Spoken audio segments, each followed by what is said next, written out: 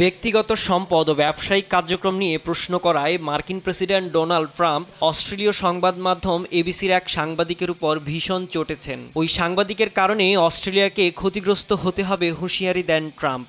এমনকি অস্ট্রেলিয়ার প্রধানমন্ত্রী অ্যান্থনি আলবানিজের সঙ্গে আসন্ন বৈঠকে ওই সাংবাদিকের বিরুদ্ধে নালিশ করার হুমকি দেন তিনি।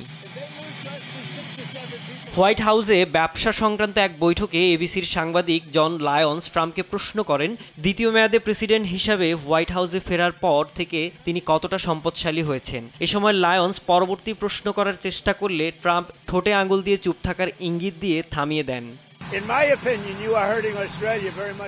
আমি জানি না আমার সন্তানরা ব্যবসা দেখাশোনা করে। এ ধরনের প্রশ্ন করে লায়ন্স অস্ট্রেলিয়ার ক্ষতি করছেন। অস্ট্রেলিয়া সবসময় যুক্তরাষ্ট্রের সঙ্গে ভালো সম্পর্ক চায়। ট্রাম্পের প্রতিক্রিয়ার পর লায়ন্স বলেন, অস্ট্রেলিয়ার সঙ্গে সম্পর্ক ক্ষতিগ্রস্ত হওয়ার দাবি হাস্যকর। তিনি বলেন, গবেষণার ভিত্তি হিসেবে ভদ্রভাবে প্রশ্ন করেছেন। এদিকে এবিসি জানায় তাদের ব্যবসায়িক অনুষ্ঠান ফোর কনসার্টসের জন্য এই প্রশ্ন করা হয়েছে। গেল জুনে কানাডায় G20 সম্মেলনের ফাঁকে প্রথমবারের মতো বৈঠক হওয়ার কথা ছিল ট্রাম্প ও আলবানিজের। তবে মধ্যপ্রাচ্যের যুদ্ধ পরিস্থিতির কারণে হঠাৎ বাতিল হয়ে যায় বৈঠক। এরপর থেকে ট্রাম্পের সঙ্গে বৈঠকের চেষ্টা করেন আলবানিজ। তবে আগামী সপ্তাহে শুরু হতে যাওয়া জাতিসংঘ সাধারণ পরিষদ অধিবেশনে ট্রাম্পের সঙ্গে দেখা হওয়ার কথা রয়েছে।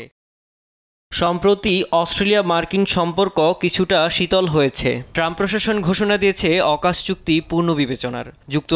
যুক্তরাজ্য অস্ট্রেলিয়ার মধ্যে হাওয়াই সাবমেরিন প্রকল্পের মূল্য প্রায় $239 বিলিয়ন। এদিকে অস্ট্রেলিয়ার উপর 10% শুল্ক আরোপের ঘটনায় যুক্তরাষ্ট্রের সঙ্গে সম্পর্ক ভালো যাচ্ছে না। সাইদুজ্জামান, নিউজ ডেস্ক, দেশ টিভি।